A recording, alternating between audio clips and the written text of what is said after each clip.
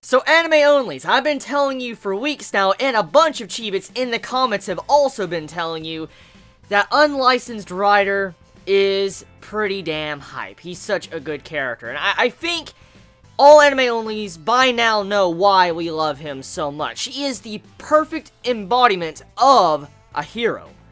Regardless of his power, regardless of him, to be honest and be frank with all of you, he got his face just knocked in. Like, he was fucking wrecked. But regardless of that, what he stood for and what he said was probably one of the most admirable words you could ever hear from someone when they're facing something that they know they cannot beat.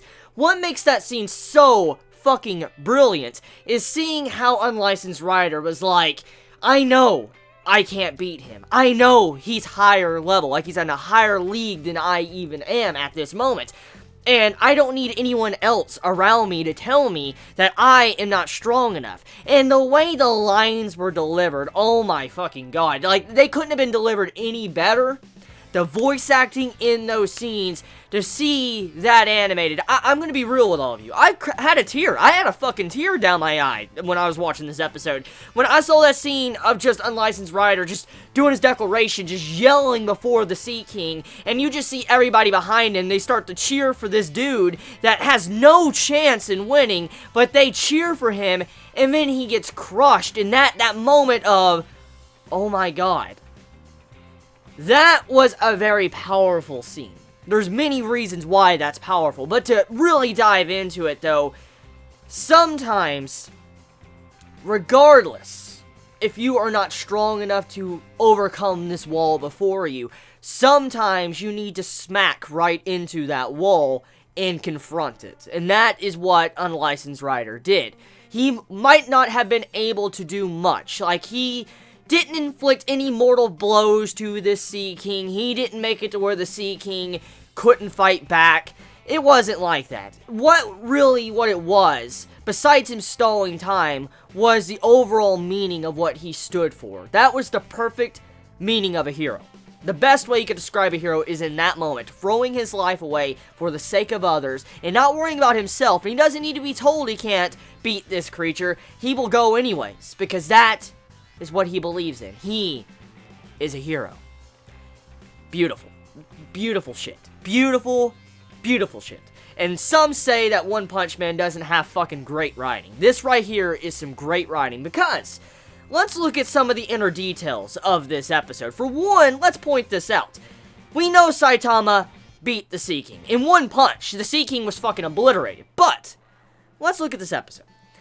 We saw S-class heroes, we saw B-class heroes, A-class heroes, you know, we saw a variety of heroes just drop and hit the fucking floor. They couldn't do shit to the Sea King. And this is what happens when Saitama isn't there. This episode was the beautiful way to present how strong these creatures are if Saitama wasn't there. Because, like I have been saying, and many Chibits have been saying in the comments, these creatures Saitama takes out in one punch are way stronger than we believe. They're like super villains.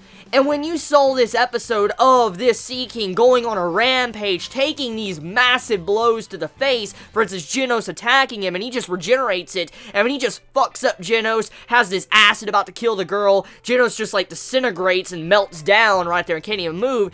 It goes to show you the power of these things. And we got to see the full demonstration of how strong this guy is. And then when you see Saitama come in and one-shot it, you're like, holy shit, now I see. If Saitama wasn't there, you realize how many people would have just died in this episode, or how many people have already died, because Saitama hasn't always been around. Think about that. Here's the other thing you need to really look at as well. The next thing is that the threat of these guys are something fucking scary. Like, they're really up there, because Saitama's not always gonna be around. Like, sometimes he might not be able to make it to the battlefield, or something else might happen when he's not around, and someone can die. And that shows you, this was letting us know that there is a threat in this verse of One Punch Man. People can get hurt, people can fucking die. Saitama's not gonna always be there to be able to save the day. And if it wasn't for these heroes stepping in, holding their ground long enough for Saitama to get there, then it would have been GG.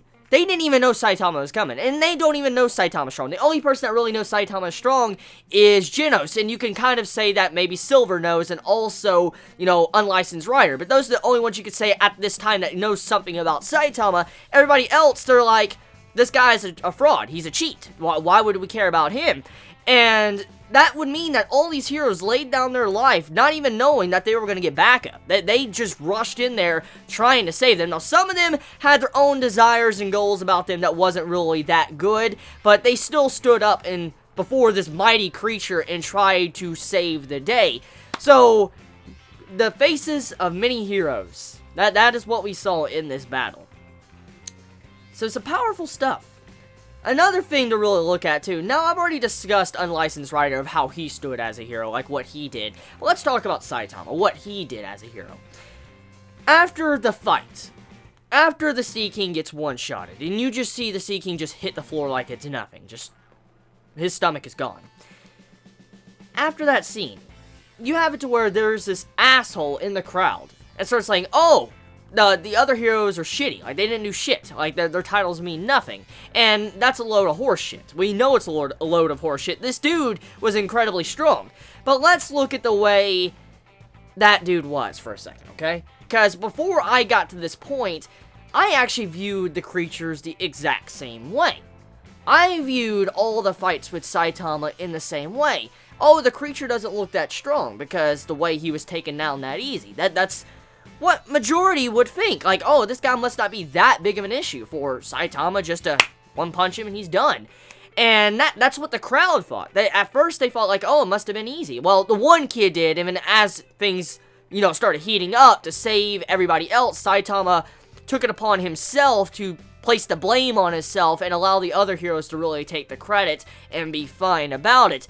So, I mean, it was pretty sad. I mean, he did his own way of being a hero. He selflessly gave up his own fame. For instance, he ruined his own image to protect everybody else. And that's another way to be a hero. He forced the blame on himself. He changed what he really was there to do. Like, he was there just to help everybody. But then, when he has everybody kind of bitching at the other heroes and saying, like, they weren't good, or why are we paying them, or donating to them, it was pretty sad, because they put their lives on the line, and they struggled against this guy, and they pretty much all almost died. And then all of a sudden, they're getting bitched at and yelled at, like, that's pretty damn disgusting. And so Saitama trying to help them out, and since he's not really hurt at this moment, he's like, yes, I did this all for credit. Oh, thank God that, you know, this creature was weakened thanks to all the other heroes, and I was able to kill it. He did that. He didn't have to do that, but he did that to give a good image to all the other heroes. Another great way to display yourself as a hero. So, One Punch Man. I think now everybody can agree that this series can have a plot. There is a plot, and what we're about to get into is gonna be fucking amazing. Oh, it's gonna be fucking great. I cannot wait to see this next arc. I'm just gonna say right now, prepare yourself. Prepare yourself, anime-onlys, for one of the best fucking arcs in One Punch Man. Now, we're in another arc in the manga at the moment, which is fucking great as well. But this arc right here, if you thought the Sea King was crazy, you haven't seen shit yet. You haven't seen shit yet until you see this next person. This next person, yeah. So, I'm done. Let me know your thoughts in the comments below. You all have a wonderful day or night wherever you live. Please be safe. Chibi out.